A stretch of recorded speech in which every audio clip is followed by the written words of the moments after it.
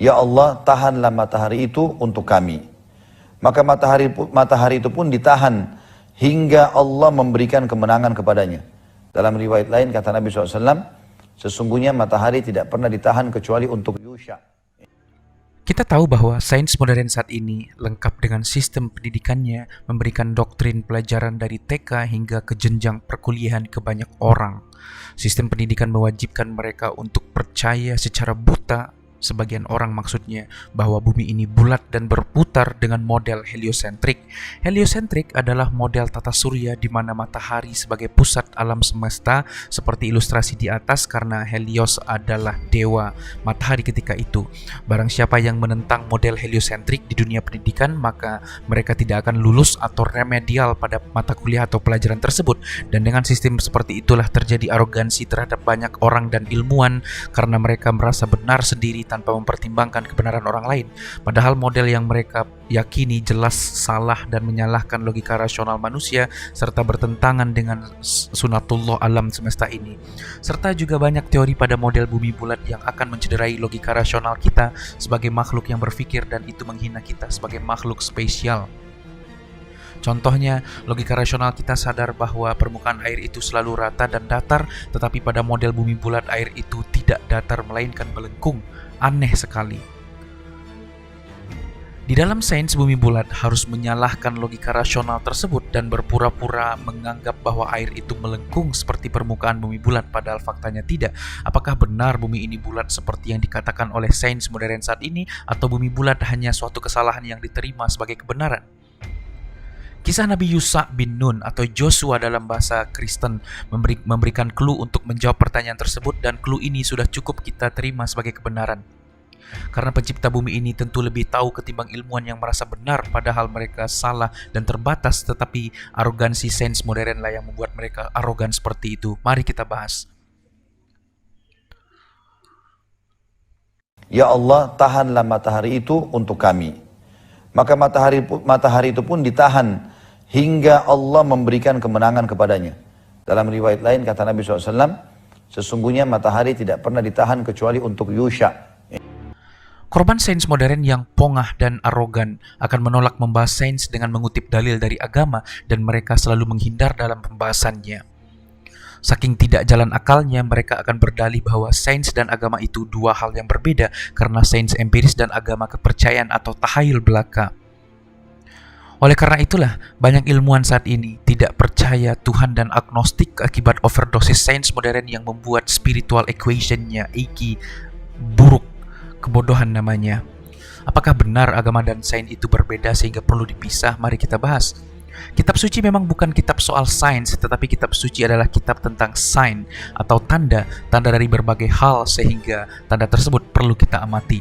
Tentu itu tidak bisa sebagai alasan memisahkan antara sains dan agama, karena di dalam agama juga perlu pembuktian secara empiris untuk menambah keimanan kita. Analoginya, manusia paham bahwa wanita tidak boleh punya banyak suami dari dalil agama, tetapi fakta empirisnya juga mendukung dalil tersebut. Dari sisi sosial jelas salah, karena jika seseorang wanita punya banyak suami, maka anak yang dikandungnya tidak tahu siapa bapaknya yang asli, dan ini fakta. Dan fenomena tersebut jelas bahwa dalil agama juga bisa dibuktikan secara empiris, hanya orang bodoh yang memisahkan agama dengan sains. Apalagi hanya bentuk bumi, tentu pencipta bumi tersebut lebih paham terhadap produk yang dibuatnya ketimbang manusia arogan yang sok-sokan memisahkannya. Jangan mentang-mentang teori bumi bulat jauh menyimpang dari agama, lantas kita harus memisahkan agama dan sains agar teori bumi bulat tetap eksis. Jujurlah Bung, jujur. Bumi bulat heliosentrik akan banyak dirugikan oleh dalil agama, karena tidak ada dalil agama yang mendukung bumi bulat heliosentris tersebut. Mari kita buktikan.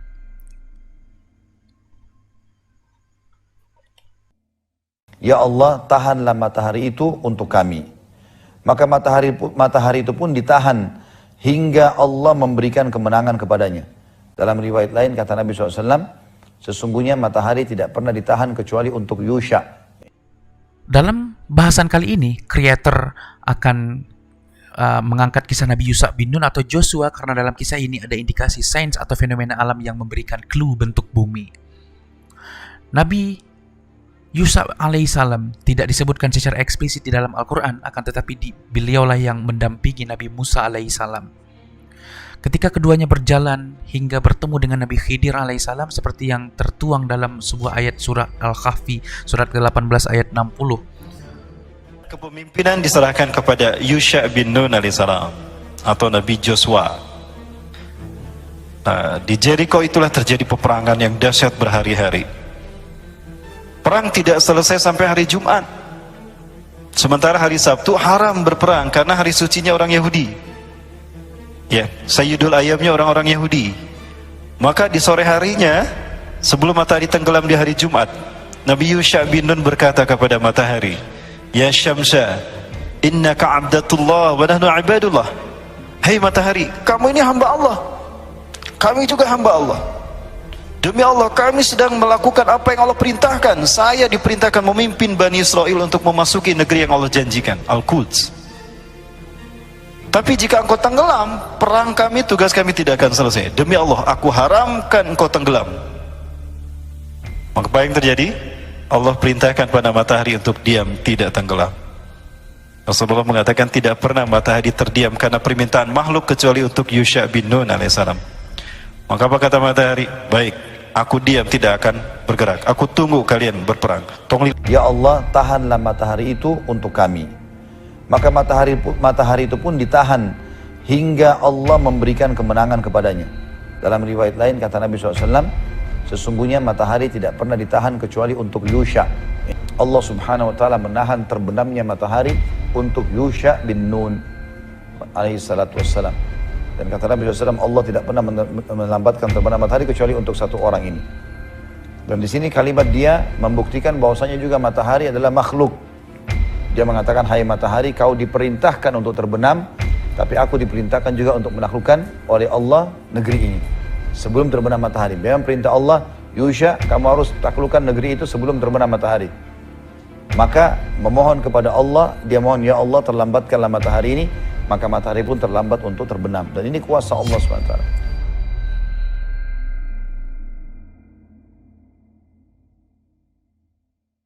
Rasulullah mengatakan tidak pernah matahari terdiam karena permintaan makhluk kecuali untuk Yusha bin Nun alaihissalam.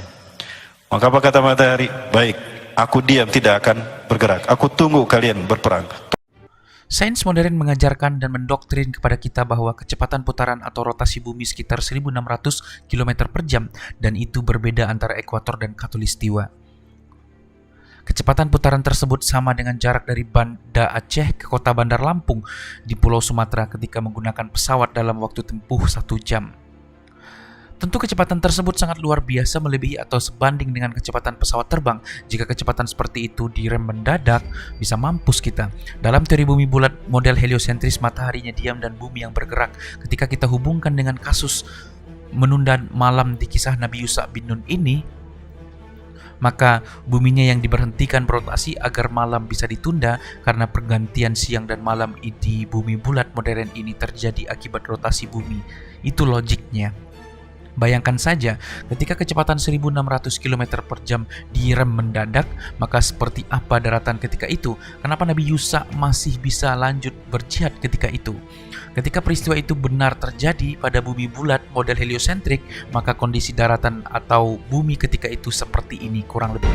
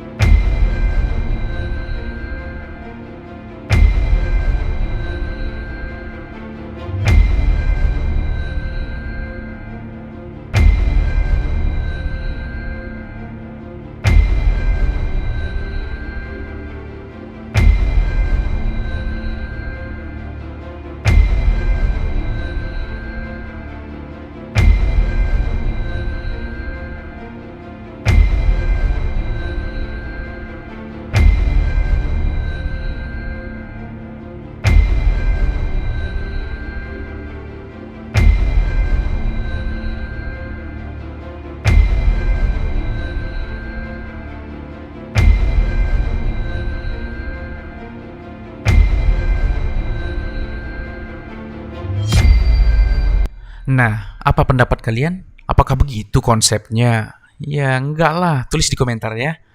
Kesimpulannya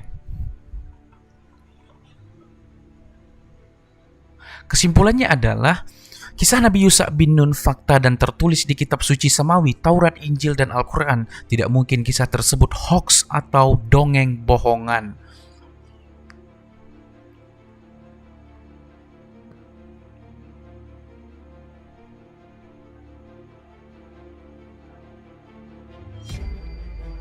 Jika berbohong, maka Tuhan pendusta besar karena telah mengarang cerita palsu di dalam kitab sucinya. Nauzubillah, tidak mungkin Tuhan yang paling maha seperti itu melakukan hal demikian.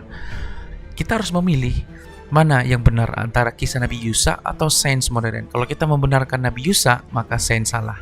Itu konsepnya.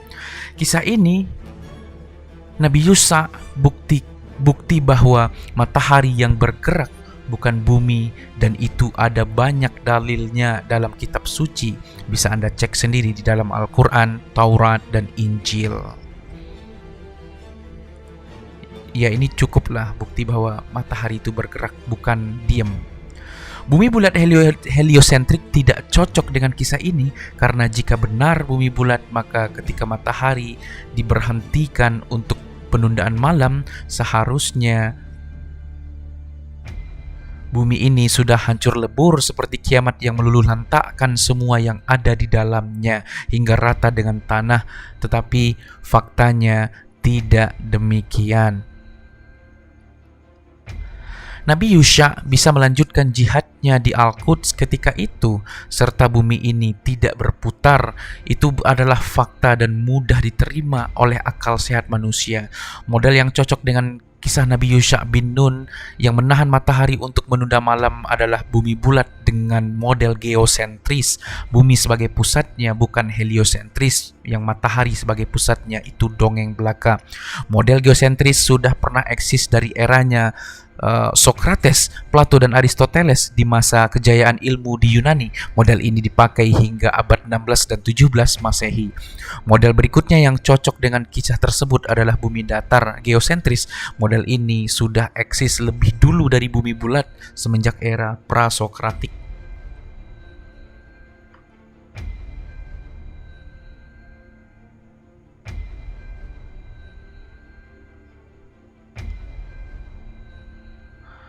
Bumi bulat heliosentris tidak cocok sama sekali dengan kisah ini. Apakah kisah Nabi Yusa yang salah atau Tuhan yang salah telah memberhentikan matahari?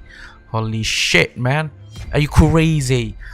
Atau sains modern yang salah dengan bumi bulat heliosentriknya? Pikirkan baik-baik dan tanya hati nurani kalian, serta jujurlah dalam mengakui kebenaran. Apa pendapat kalian? Tulis di kolom komentar. Ditunggu. Terima kasih banyak. Sampai jumpa di video berikutnya. Bye. Hoax terbaik adalah penguasa. Karena mereka memiliki seluruh peralatan untuk berbohong. Intelijen dia punya. Data statistik dia punya. Media dia punya. Orang marah. Tapi ya itu faktanya. Bahwa hanya pemerintah yang mampu berbohong secara sempurna. Saya nggak ingin dia berbohong, tapi potensially dia bisa lakukan itu. Jadi rejim itu, kalau dia terus-menerus mengendalikan kebenaran, artinya ada kebohongan yang hendak disembunyikan.